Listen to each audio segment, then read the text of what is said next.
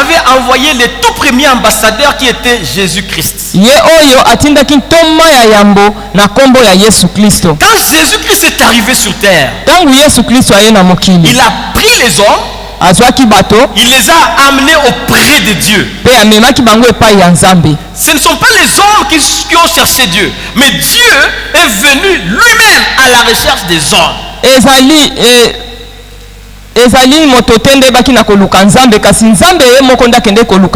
C'est ça en fait le christianisme, comme nous a dit l'enseignant Jean-Pierre dès les premiers jours où il avait commencé. Dans le christianisme, Dieu, il vient vers les hommes pour leur salut. Alors maintenant, Christ à son tour, il dit qu'il a fait de nous des ambassadeurs. Écoutez-moi bien, peuple de Dieu. Le jour où tu t'es décidé de suivre le Seigneur Jésus-Christ, une ordonnance a été signée au ciel. Vu que le frère tel est nommé ambassadeur pour Christ. Est-ce qu'un ambassadeur a coupé par le boko likolo, s'il vous plaît? Alléluia. Bon, alors maintenant je m'en vais dans le rappel de ce que j'ai dit le mercredi passé, mais vous comprendrez que je ne vais pas commenter là-dessus. Je rappelle et je passe et je m'attaque. Alors, le mercredi, j'avais parlé sur les ennemis de l'ambassadeur. Ceux qui combattent l'ambassadeur que tu es. Premièrement, on va trouver ça dans le livre d'Exode au chapitre 13 du verset 13 au verset 14.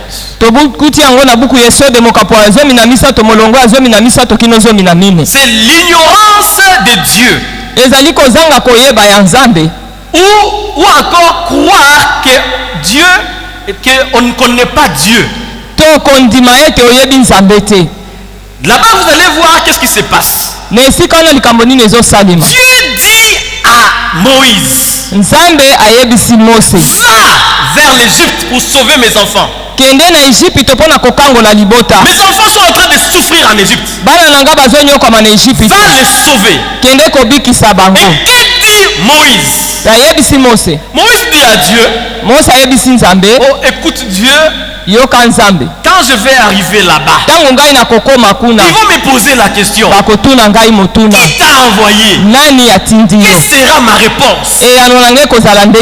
Ça c'est la manie de plusieurs personnes aussi. Au lieu d'aller évangéliser, ils disent non, mais qu'est-ce que je vais dire? Je connais rien, donc voilà quoi. Moi-même aussi j'étais victime de ça en son temps. Mais Dieu lui dit ceci, va vers les enfants d'Égypte. Dis-leur, il y a Dieu qui s'appelle Je suis. C'est lui qui m'a envoyé. Alléluia. Alléluia. Et ce matin, j'aimerais aussi dire à quelqu'un qui est en train de me suivre ce matin, n'ose pas dire que je ne peux pas aller parce que je ne connais pas. Si tu ne connais pas, viens au culte. En fait, les remèdes au premier point, c'est la lecture de la parole de Dieu, écouter la parole de Dieu souvent pour connaître Dieu.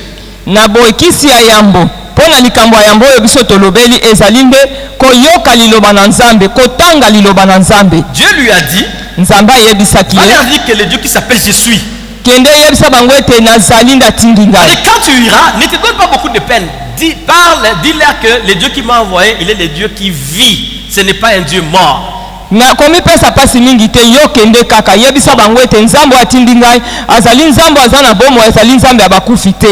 Deuxième ennemi.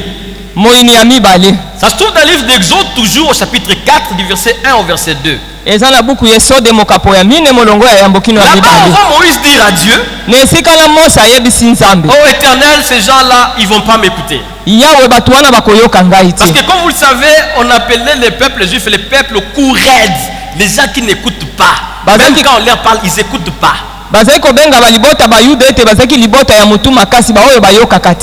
Non, Seigneur, ils ne vont pas m'écouter. L'Éternel lui dit, vas-y. J'aimerais dire aussi à quelqu'un ceci. Le deuxième ennemi, c'est la crainte de l'interlocuteur. Toi, quand on t'envoie pour aller parler, tu as peur de celui à qui que tu vas affronter dans la rue. C'est le cas de plusieurs ici. Écoute, ce n'est pas ton problème. Les remèdes au deuxième ennemi se trouvent dans les livres de Jean au chapitre 16 au verset 8. Jésus dit ceci. Il est avantageux que je m'en aille afin que le consolateur vienne. Il convaincra le monde du péché, de la justice et du jugement.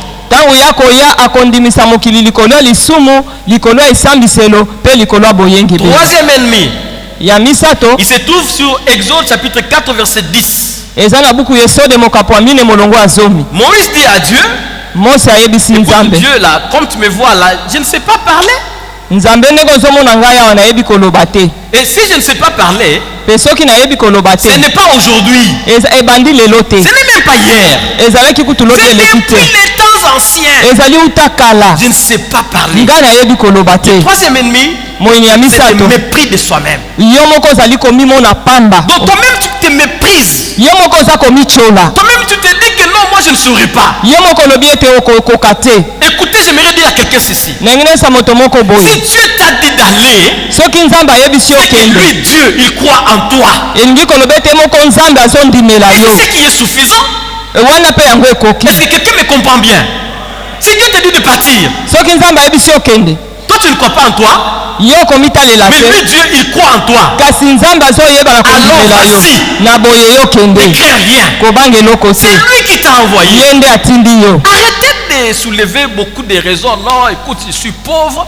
Non, je ne sais pas parler. Non, je suis malade.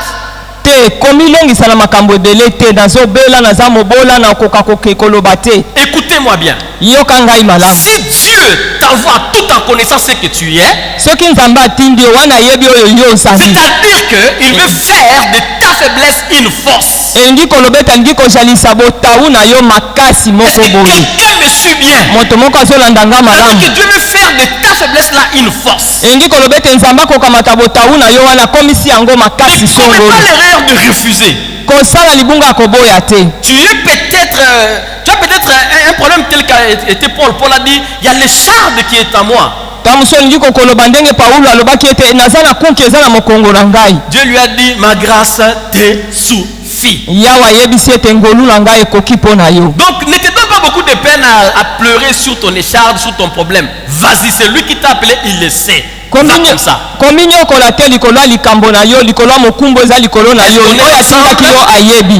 Est-ce qu'on est ensemble? Alors je vous donne les remèdes. Éphésiens chapitre 6 versets 19 et 20.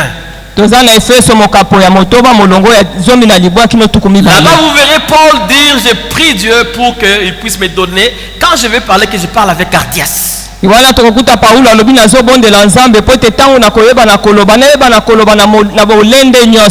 Prie Dieu et il va pouvoir cela.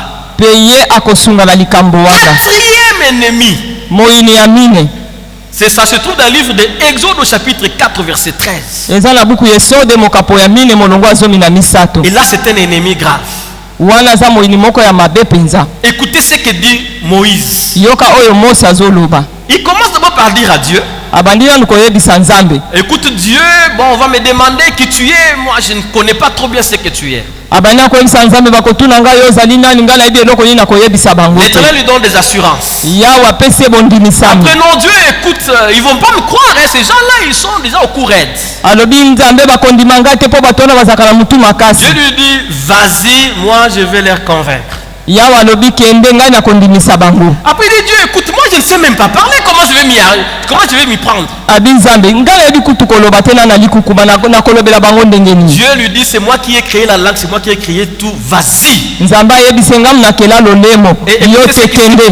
Écoutez ce qui se permet encore de dire à Dieu. Dans le livre d'Exode au chapitre 4 verset 13. Moïse dit à Dieu. Écoute Dieu, hein? Envoie qui tu vas envoyer. Moi là, j'irai pas. Alléluia. Alléluia. On va les jeter. Il va sécher. Et après au feu. Le Seigneur Jésus-Christ revient bientôt. Nous suivons tout ce qui se passe dans le monde, hein, les coronas, les guerres, les patati patata. Le Seigneur Jésus-Christ est à la porte. S'il vous plaît, bien aimé, le Seigneur Jésus-Christ est à la porte.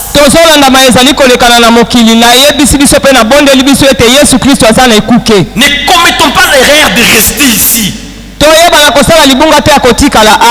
Vous savez, hein, les étudiants au Congo, ils aiment bien passer en deuxième session. Je ne sais pas pourquoi. Mais il y a un problème. Le jour où la trompette va sonner, il n'y a que ceux qui sont réellement en Christ, hein, ceux qui obéissent à la parole de Christ, hein, il y a que ceux-là qui sont devenus des nouvelles créatures qui vont aller au ciel. Ceux qui vont rester pour la deuxième session, je vous dis sans mâcher les mots, les films d'horreur que vous n'aimez pas regarder à la télé là, quand vous voyez les monstres et tout ça, vous les verrez maintenant en face. Personne ne sera plus là pour empêcher à Satan de faire quoi que ce soit. La vraie église sera déjà au ciel. On te dit que les sorciers ont l'habitude de voler la nuit. Tu verras de tes yeux, toi qui vas rester ici. Qui veut rester ici? Lorsque Jésus-Christ va revenir, qui veut rester? Alors qui aimerait partir le jour où le Seigneur Jésus-Christ? Qui aimerait aller lorsque la trompette va sonner? Tu n'aimerais pas aller. Si tu aimerais aller, acclame pour toi-même. Alors il est temps. Vas-y, travaille pour Dieu. Bon, donc la solution à cela, c'est obéir à l'ordre suprême. Marc 16, 15 à 18.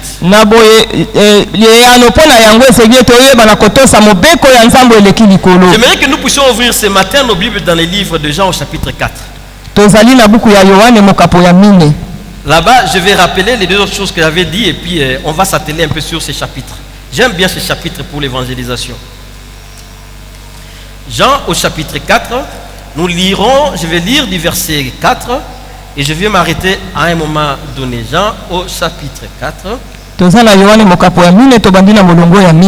Ok. La Bible déclare ceci. Comme il fallait qu'il passât par la Samarie, il arriva dans une ville de Samarie nommée Sichar, près du champ que Jacob avait donné à Joseph son fils. Là se trouvait le puits de Jacob. Jésus, fatigué du voyage, était assis au bord du puits. C'était environ la 6e heure. Une femme de Samarie vint puiser de l'eau. Jésus lui dit, donne-moi à boire. Car ses disciples étaient allés à la ville pour acheter des vivres. La femme samaritaine lui dit, comment toi, qui es juif, me demandes-tu à boire, à moi qui suis une femme samaritaine? Le juif, en effet, n'ont pas de relation avec les samaritains. Jésus lui répondit, si tu connaissais les dons de Dieu, et qui est celui qui te dit, donne-moi à boire, tu lui aurais toi-même demandé à boire, et il t'aurait donné de l'eau vive. Seigneur, lui dit la femme, tu n'as rien pour puiser, et le puits est profond. D'où auras-tu donc cette eau vive? Es-tu plus grand que notre père Jacob, qui nous a donné ce puits, et qui en a bu lui-même, ainsi que ses fils et ses troupeaux? Jésus lui répondit, quiconque boit de cette eau aura encore soif. Mais celui qui boira de l'eau que je lui donnerai n'aura jamais soif.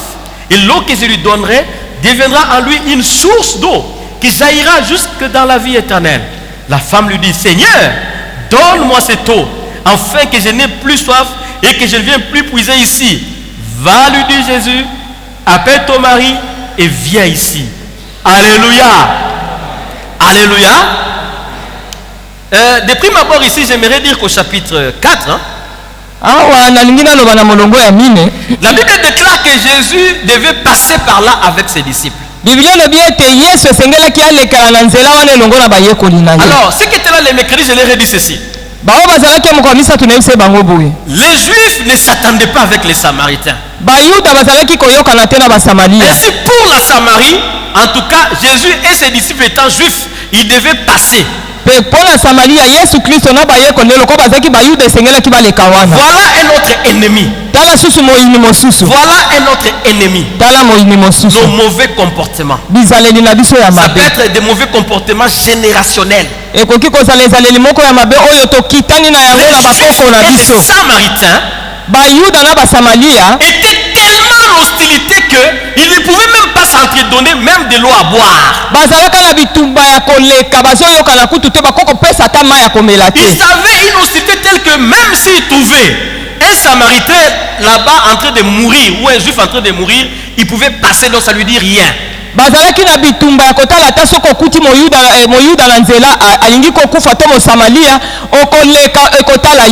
Ainsi Jésus et ses disciples en principe par là, ils devaient aussi passer.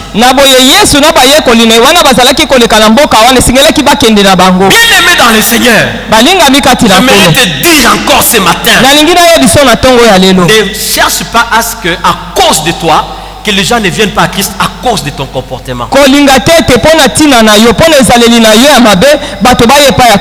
Aujourd'hui, c'est catastrophique. On a cherché les églises dans le monde, on les a trouvées. Et on trouve encore le monde à l'église aussi.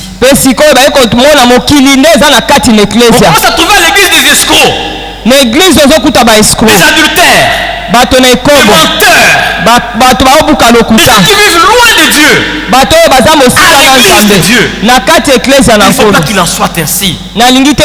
Que ton comportement ne soit pas un obstacle à l'évangélisation. Soyons de ceux qui marchent dans la crainte de Dieu. Je passe. La solution à cet ennemi-là, c'est 1 Pierre chapitre 2, 11 à 12, Romains 12, 1 à 2.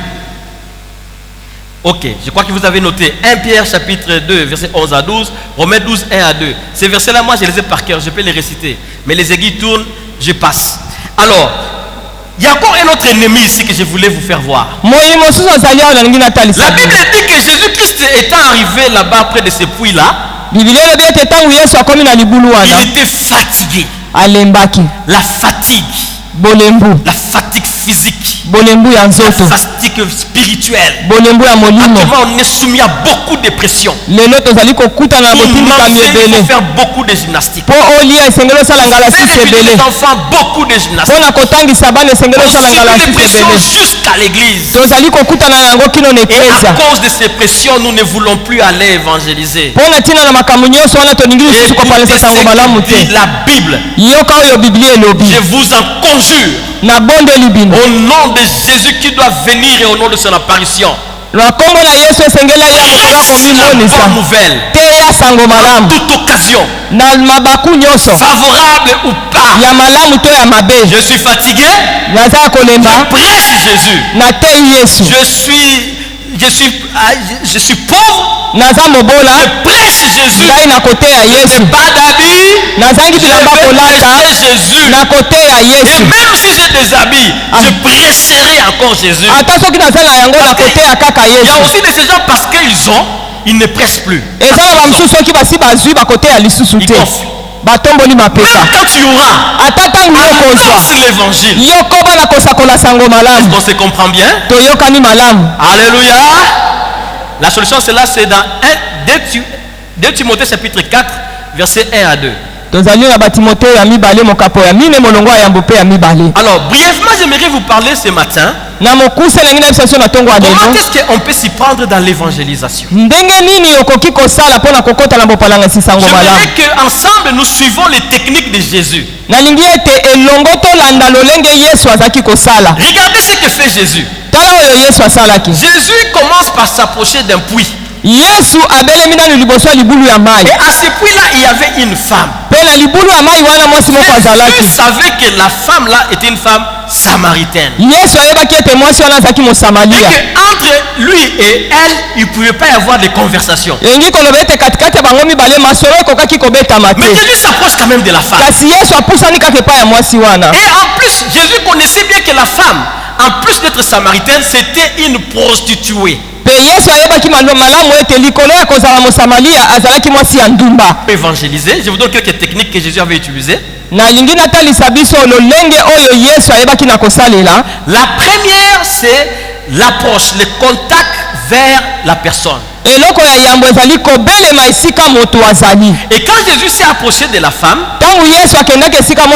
il est entré en conversation avec elle à partir de ce que sait faire la femme. La femme sait puiser de l'eau.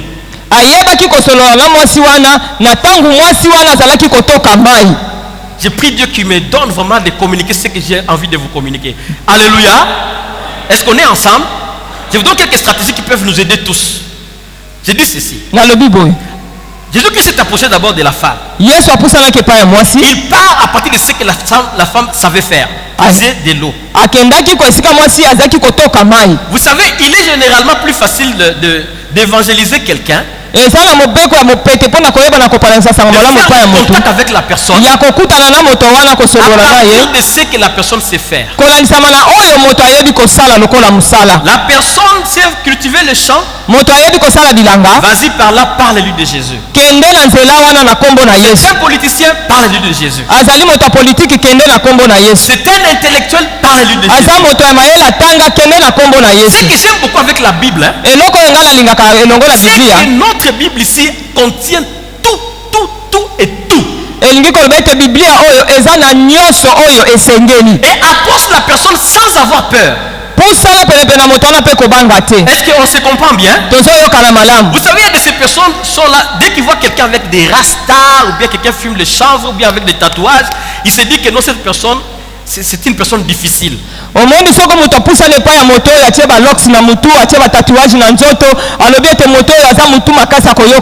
Par expérience, je vous dis ceci. Les gens que vous croyez être difficiles là sont généralement les plus faibles. Et même quand il serait difficile, le Saint-Esprit va les briser.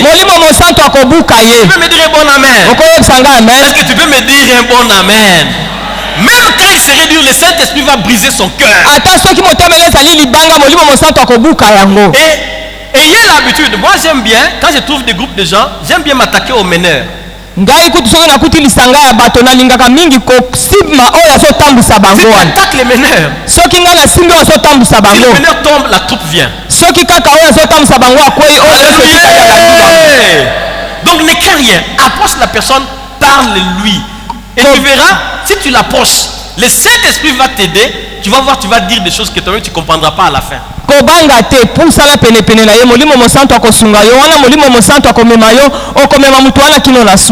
Voilà maintenant une deuxième technique.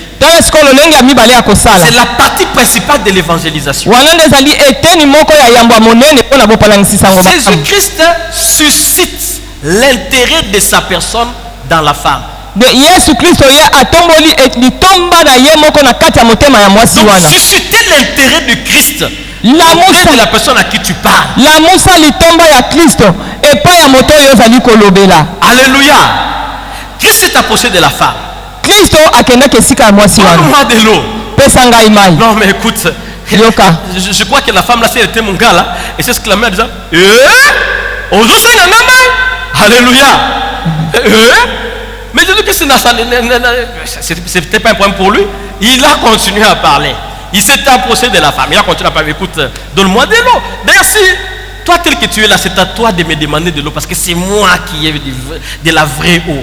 na boye Yesu ayebisi mwasi wana pesa ngamai soka zaki mungala linga kamwa penza kasi mwasi wana alobaki yozo senga ngamai Yesu alobi kutu yoza na mai te ngai nde soko yebaki mnenga na zalu ngai ongo senga ngai mai kasi ngala senga yote. Jésus-Christ s'est mis à susciter son intérêt na boye Yesu abandiko la musali tomba na ye na kati ya motema ya mwasi wana jusqu'à ce que la femme a dit ceci: kino mwasi wana alobaki boye donne-moi de l'eau, donne-moi cette eau. siko yo pesa ngamai wana osolo bela wana. La femme a mordu à la maison. elingi koloba ete aya asomaki na kati ya ndobo. On peut acclamer pour notre Seigneur Jésus.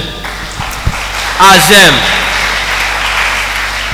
Donc quand tu parles, suscite l'intérêt du Christ. La musa litomba ya Kristo. Jésus-Christ a dit ceci: Yesu Kristo alobaki bo. Quand le Fils de l'homme sera élevé, tango mona na moto akotombwama, il attirera les hommes vers lui. Akobenga bato epai na ye. Tu parles de Jésus. Tango yo solo bapona Yesu. Tu élèves Jésus dans le cœur de l'homme. Tango yo tomboli Yesu na kati ya mitema ya bato. Cet homme-là va fléchir. Na boye motema ya moto ane kotia mabolongo na se. Est-ce qu'on se comprend bien? Bozo yokana. Est-ce que vous me comprenez bien? Bozo yokangai malamu. Approchez la personne. Poussa le pa ya moto wana. Quel est l'intérêt du Christ en lui? Tombola litomba ya Kristo na kati ya motema moto wana. La Bible dit, Biblia elobi, le salaire du péché c'est la mort. Lifuti ya lisumu eza kufa. Et le don gratuit de Dieu c'est la c'est Jésus-Christ. Kasi likabo ya ofele ezali nde Yesu Kristo na bombo ya moto. Vous trouvez ça dans Romains 3:23, Romains 6:23, Romains 10:9. Tozali na buku ya baloma mokapo ya misato mononga tukumbali ya misato. C'est important pour l'ambassadeur. Romains 3:23, Romains 6:23, Romains 10:9. Ce sont des passages importants. Vu le temps, je ne sais pas les lire. Mais ce sont des passages qui sont très importants. Alors, écrivons aussi Jean 12:32. Là où il est écrit que quand le Christ sera élevé, il attirera les gens vers lui. C'est Jean 12:32. Donc, la dernière technique que je vais te donner, c'est susciter l'intérêt du Christ. Mais regardez encore ce que fait Christ. Quand la femme a mordu à la maison, il a dit: Seigneur, donne-moi, je t'en prie, de cette eau.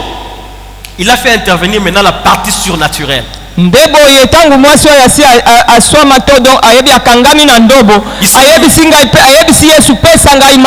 s'est mis maintenant à lui dire: écoute, appelle-moi ton mari. On n'a pas lu. Il va lui parler de son mari, quoi ça lui dire: voilà, effectivement, tu as tel mari, tu as tel ceci. J'aimerais te dire à toi qui me suis ce matin, sachez une chose. Est-ce qu'on est ensemble? Est-ce qu'on est ensemble? Est-ce qu'on est ensemble? Sachez une chose. Quand vous annoncez Jésus, si la personne a mordu à la maison, je t'en prie en ce moment-là, ne crains rien. Et seulement ton oreille spirituelle bien ouverte. Si Dieu te dit prie pour la personne, fais-le. Et Dieu va faire une opération. Et généralement il arrive aussi pendant que tu es en train de parler là, Dieu peut te donner une parole de sagesse pour la personne ou Alléluia. Donc maintenant là, le Seigneur Jésus-Christ en troisième position, il a fait recours au Saint-Esprit, il a fait entrer la partie spirituelle. Quand vous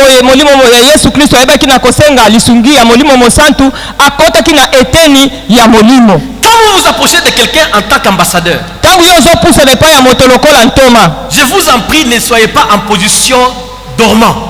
Soyez en état de veille spirituelle. Je te prêche Jésus. Je suis en communication avec mon satellite qui est le Seigneur.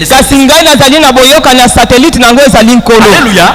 Il ne faut pas être distrait. Parce qu'il arrive en train de parler à quelqu'un, mais là où même la personne se trouve, il est peut-être dans un environnement qui est mauvais. C'est un environnement qui le pousse à rester dans les chaînes de Satan. Dieu peut t'inspirer sur le de là, Dieu peut t'inspirer, coupe tout cela. C'est pourquoi je vous demande d'être en état de veille quand vous faites ce travail.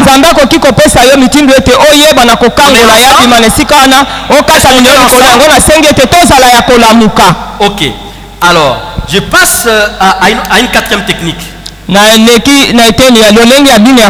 Au verset 25 et 26. Écoutez ce que dit le Seigneur Jésus. Je vais lire ça rapidement. La Bible dit, la femme lui dit, je sais qu'un jour le Messie doit venir, c'est lui qu'on appelle le Christ. Quand il sera venu, il nous expliquera tout. Jésus, je suis le Messie, moi qui te parle, lui dit Jésus. Alléluia. Amen. Ah, maintenant, en ce moment ici, la quatrième stratégie, c'est d'user l'autorité et l'assurance.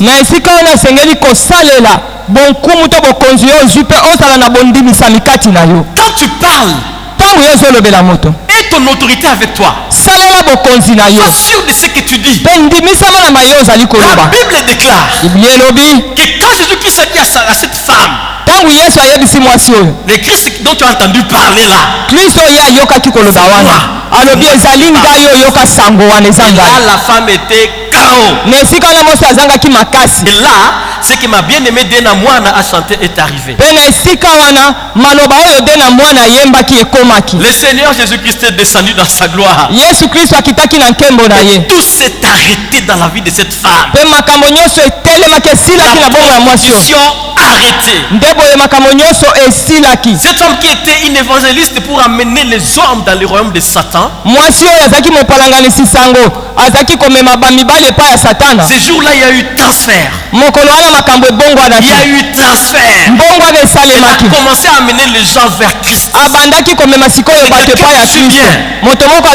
Vous me suivez bien.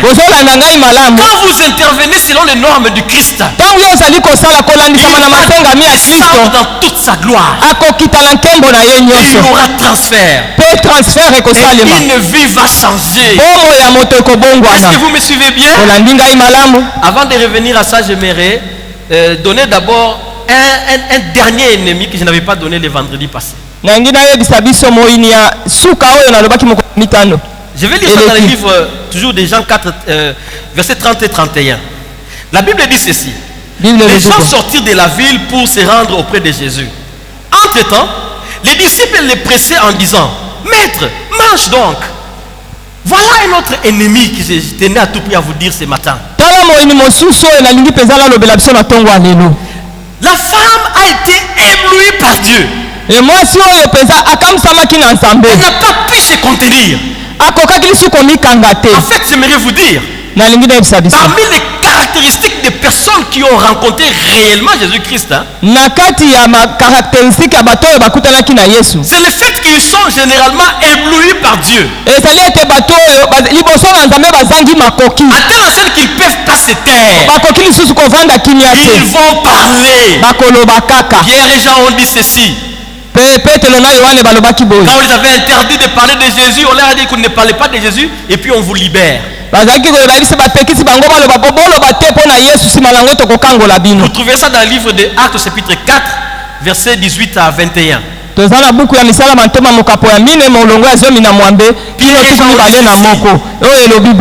Comment peut-on ne pas parler de ce qu'on a entendu et de ce qu'on a vu? Il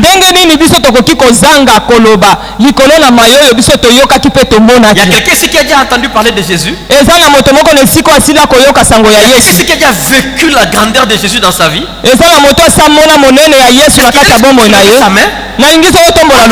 Entendu et vu Jésus? Mais comment tu t'étais? Alléluia. Alors reparlons maintenant de l'ennemi pour clôturer. La femme éblouie amène le foule, tout un village vers Jésus. Mais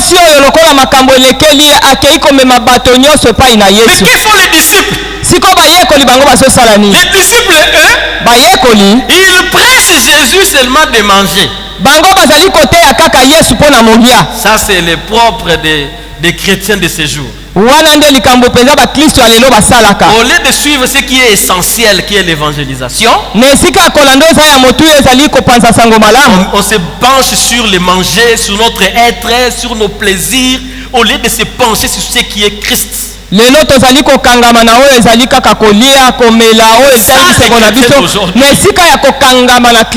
Examinez votre vie.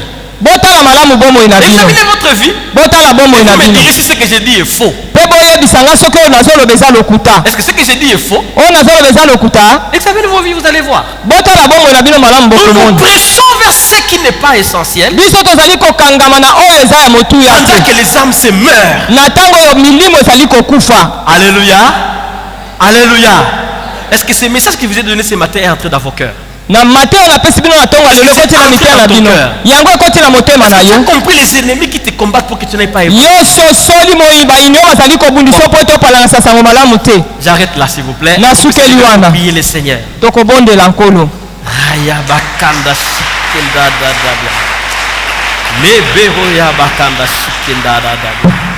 Bien aimé, j'aimerais que nous nous levions pour prier Dieu.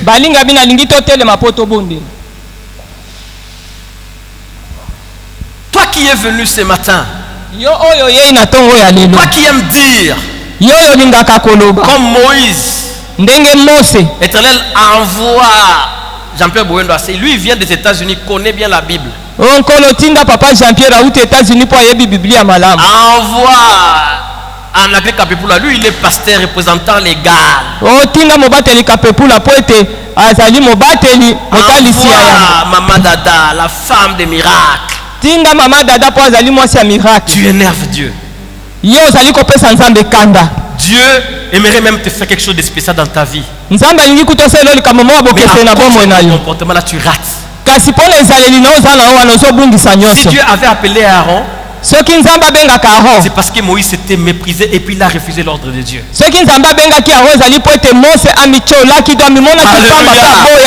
Maintenant tu vas fermer tes yeux. Tu vas prier le Seigneur.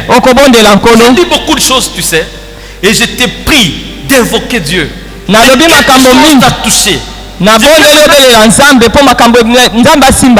Invoquons le Seigneur. Prie, demande à Dieu, Seigneur, je veux moi, je refuse de rester dans les bancs. Je refuse de ne pas évangéliser. Je vais me lever. Et tu vas directement, vu qu'on n'a pas le temps, te lever et chasser tous ces ennemis qui t'empêchent d'être ambassadeur. Car voilà, Christ revient bientôt. Est-ce qu'on peut prier le Seigneur? Allons-y, prions Dieu. Alléluia.